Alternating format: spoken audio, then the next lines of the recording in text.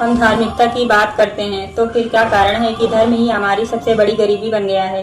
मंटो ने कहा था, लोगों को इतना धार्मिक बना दो कि वे अपनी गरीबी को किस्मत समझें। क्या धर्म पाखंड के माध्यम से वास्तव में शोषण का सबसे बड़ा हथियार नहीं बन गया है? अगर सत्यनारायण कथा में ईश्वर मिलता है तो काम करने की आवश्यकता क्यों है? अगर इंद्र को पूजने से जब चाहे पानी गिरता है तो किसान आत्महत्या क्यों करते हैं? अगर लक्ष्मी को पूजने से धन मिलता है तो रिजर्व बैंक और टैक्स का झमेला क्यों? और सबसे बड़ा सवाल, अगर ईश्वर को पूजने से बच्चे पैदा होते हैं तो पति का झमेला क्यों? ये सवाल पाखंड के गोरख धंधे का बंद करने के लिए पर्याप्त है, मगर हम सवाल करने से डरते क्यों हैं? क्योंकि ब्रडर्स रसेल ने बहुत पहले ही कहा था कि दुनिया की सारी समस्या यह है कि मूर्ख और कट्टरपंथी हमेशा अपने बारे में इतने आश्वस्त होते हैं और बुद्धिमान लोग इतने संदेह से भरे होते हैं। आज हम इसी संदेह को साहस बनाएंगे। पहला प्रवाह, जन्म और पहचान पर बाजार। जब मैं इस दुनिया में आई तो मैं सिर्फ एक मनुष्य थी। मुझे किसी ने बताया नहीं था कि मैं हिंदू हूँ, मुसलमान हूँ या ईसाई हूँ। लेकिन इस दुनिया में आते ही हम पर लेबल चिपकाने लगते हैं। कोई मोहम्मडन है, कोई क्रिश्चियन है, कोई हिंदू है, जैसे बाजार में ग्राहक पहले से ही तय हों। लेकिन मेरा कारोबार क्या है? मेरा कारोबार तो मनुष्य को पहचानना है। मुझे ना तो हिंदू चाहिए ना तो मुस्लिम, मुझे तो सिर्फ एक जागरूक इंसान चाहिए। जय कृष्णमूर्ति यही कहते हैं, हम सब सेकंड हैंड पीपल हैं। हमारा मन पहले से ही वातानुकूलित है। यह कंडीशनिंग, यह लेबल ही हमें अखंड मानव बनने से रोकता है। हम टुकड़ों में जीते हैं, जाति धर्म राष्ट्र के टुकड़ों में। जब तक आप अपने आप को इन लेबलों से नहीं देखते तब तक आप स्वतंत्र नहीं हैं। दूसरा प्रभाव, ईश्वर एक खतरनाक परिकल्पना है। आप कहते हैं कि ईश्वर मनुष्य द्वारा अब तक प्रतिपादित सबसे बेकार परिकल्पना है।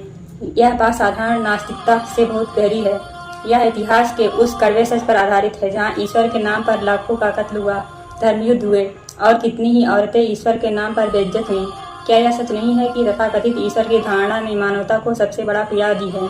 आप तो यहाँ तक कहते हैं, मैं नहीं मानता कि ईश्वर नहीं है, मैं जानती हूँ कि वह नहीं है, और आप इसके लिए ईश्वर का धन्यवाद करते हैं क्योंकि उसका अस्तित्व जीवन को लगभग असंभव बना देता है। यह तर्क सीधे ओशो के दर्शन से जुड़ता है। ओशो ईश्वर को एक व्यक्ति, गॉड एज ए पर्सन, मानने के खिलाफ थे क्योंकि वह एक कल्पना मात्र है। वह कहते थे, अगर आप किसी काल्पनिक व्यक्ति को पूजेंगे तो आप अपने जीवन की जिम्मेदारी उस पर डाल देंगे। बुद्ध कहते थे, इसलिए ईश्वर की चर्चा ही नहीं की। उनका पूरा ध्यान मनुष्य की चेतना, कर्म और दुख से मुक्त पर था। बुद्ध ने हमें सिखाया कि तुम्हें बचाने के लिए स्वर्ग से कोई नहीं आएगा। अब दीपक भव, अपने दीपक स्वयं बनो।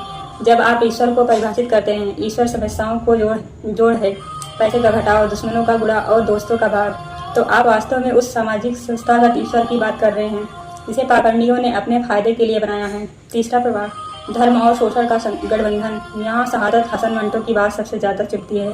लोगों को धार्मिक बना दो ताकि वे अपनी गरीबी को किस्मत समझे। यह उस पाखंड की जड़ है जिसके खिलाफ कवि खड़े हुए थे।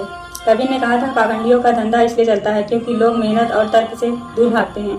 कवि कहते हैं, तीरथ गए ते मुक्ति न पावे, मनसा वाचा कर्मणा से मुक्ति है, अर्थात बाहर की यात्रा से मुक्ति नहीं मिलती। मुक्ति तो अपने विचार, वाणी और कर्म की शुद्धता से आती है। और जब यह धर्म की इस पाखंडी व्याख्या को फंसते हैं तो डॉक्टर अम्बेडकर का संघर्ष याद आता है। उनका पूरा जीवन इस बात की लड़ाई थी कि सामाजिक और आर्थिक न्याय के बिना धार्मिक समानता एक मजाक है। उसके लिए संविधान, तर्क और ज्ञान ही मोक्ष का मार्ग था, न कि रूढ़वादी धार्मिक मान्यताएं। जब उन्होंने समाज के पिछड़े वर्गों के लिए संघर्ष किया तो उनका लक्ष्य लोगों को किसी भाग्य पर छोड़ना नहीं, बल्कि उन्हें शिक्षा और अधिकार देकर अपनी नियति खुद के लिए सामर्थ्य देना था। चौथा प्रभाव, परम मूल्य स्वतंत्रता। जब आते हैं उस परम मूल्य पर जिसके लिए आप सब कुछ त्यागने को तैयार है, स्वतंत्रता। आप कहते हैं, आज़ादी मेरे लिए परम मूल्य है, इससे ऊंचा कुछ भी नहीं है। इसलिए आप विवाह संस्था के खिलाफ हैं क्योंकि यह आपकी आज़ादी को काटता है और आपको कानूनी रूप से बांधता है।